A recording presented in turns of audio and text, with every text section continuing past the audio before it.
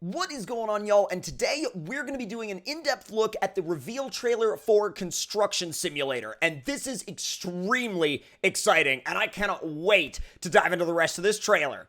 Now, first, we're going to watch the trailer all the way through, and then we're going to go back over it and analyze it in bits and pieces. Now, this is a follow-up to a game from a few years ago under the same title. Now, that game, which I played a little bit, was a really cool concept, but didn't quite have the level of depth that you get from a lot of simulator games today. Now, in this trailer, it goes over tons of details, including the fact that it will launch with two open-world settings, a American setting and a European setting. You can also see the deformable terrain there with the excavator gameplay, the backhoe gameplay. There's also a dynamic day and night cycle. There's paving machines. There's augers. There's all sorts of different elements to the gameplay that you wouldn't expect. And there's also full open worlds with cars driving around, people walking around on the sidewalk. That spot right there where you can pick up gravel and sand looks straight out of Farming Simulator. And there is a full multiplayer component where you can actually run a construction company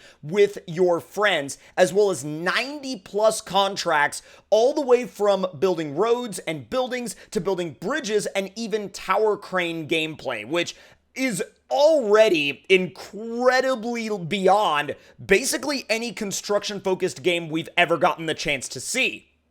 Now let's start our analysis with one of the very first shots of the trailer, which features a bunch of vehicles lined up in a parking lot. We're seeing everything from cement mixers to graders to concrete pumps to dump trucks, giant dump trucks, cranes, hauling machines, really a massive, massive variety of vehicles. Now, is that every vehicle in the game? Probably not, but at the same time, really exciting shot nonetheless. Moving on ahead now, we now see a massive crane actually moving a crate into a building site, and you can also see several other machines working inside the site itself. Now, if you look out at the greater map, you really get a sense of scale as you look through these still shots from the trailer as to how big these maps actually can be. Now, this is one of the spots of the trailer that I rewatched a lot because you can see a group of excavators actually digging out the middle of a site, because this means a couple of things. This means there's a terrain deformation element to the gameplay, and it also means it's going to be one of the few games that actually features excavator and backhoe gameplay.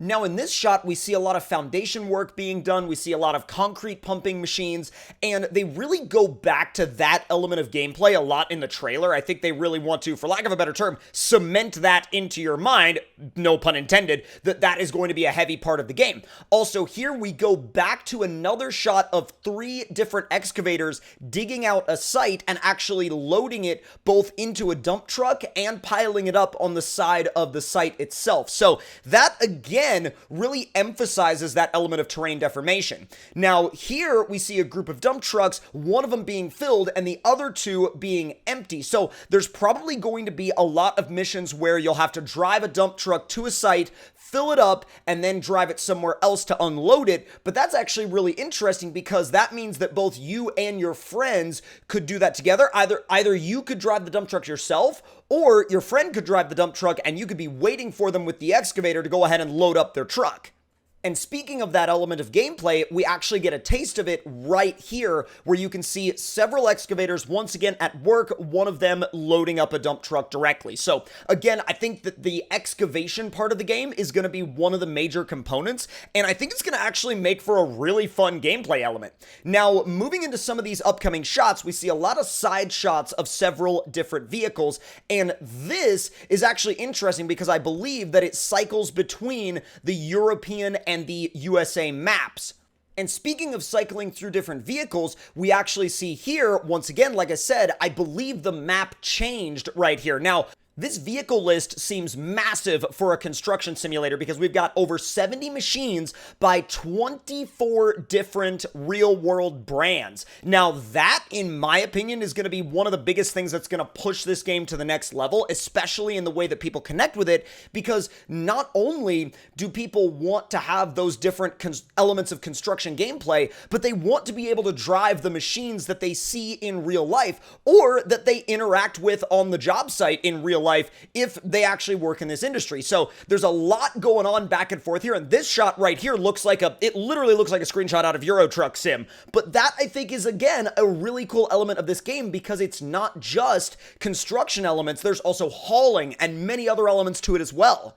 And after going through that variety of vehicles, it goes right back to re-emphasizing the excavation gameplay. I think that really, based on what they showed in this trailer, is not only going to be an element of the game, but it's going to be a main element of the game. But they also wanted to emphasize bulldozer gameplay. Now, I don't know about y'all, but this game literally looks like it's going to be essentially like playing in a gigantic sandbox, which I think is probably the coolest element, or at least one of the coolest elements to it. There's also full interior views, it looks like, for just about every vehicle. Now, tower crane gameplay is also going to be a thing, and that at least implies that you're going to be working on some really, really tall buildings, and actually this shot here gives you a pretty broad look at the city as well. Now, paving gameplay is also coming to the game, as are two open world settings, meaning once again that you have the Euro setting and the USA setting. Now, of course, an essential element of the paving and road building gameplay is going to be the rollers. But interestingly, it also looks like there's going to be road surfaces that you can actually go in and repair. And this shot right here is really awesome, because I think it emphasizes that multiplayer component of you literally teaming up with friends and just attacking a site with bulldozers. I think that's like literally the best. And as we get a closer look at these vehicles, you can see brands like Cat and Mack are very heavily on display, amongst, of course, other officially licensed brands. Now, once again, it's right back to that, like, emphasis on the excavation gameplay, again showing the terrain deformation physics used with the excavators. And I think that right there, it really, that is pulling me in with this trailer more than almost any other part of the game. There's also going to be a fully dynamic day and night cycle. And in addition to that, they have a lot of really interesting machines, like, for example, this auger that you don't really get to see that in many video games, even games that are focused on equipment and construction. Now, this is going to be obviously back on the European map, but one of the coolest things that I think is highlighted in this image is the AI traffic and the pedestrians walking around on the sidewalks. I think that's going to go a long way to really making these game worlds feel alive, even when you're playing the game in single player by yourself. What I'm really curious to know is, if you raise up the settings, or whether or not you're playing it on a previous gen or next gen console, will the density of the traffic and the pedestrians actually increase or decrease? I don't know. We'll have to find out closer to launch. Also, this is a really good overhead view of one of the open world environments. And again, it looks like a really, really large, broad, engaging game world. Now, this shot right here really reminded me of SnowRunner, because you've got truck-mounted cranes loading up cargo onto the flatbeds before taking off to a site. This, I think, emphasizes a lot of that style of gameplay that you're going to have with your friends in multiplayer. And I think, if you enjoy games like SnowRunner and games like Farming Simulator, you'll find elements of both of those games that you will enjoy here. Now, obviously, I haven't had the chance to play this game yet, but dude, when I get my very first chance to, hopefully I do get my very first chance to at some point, bro, I'm gonna be all over it, because this game has me freaking hyped.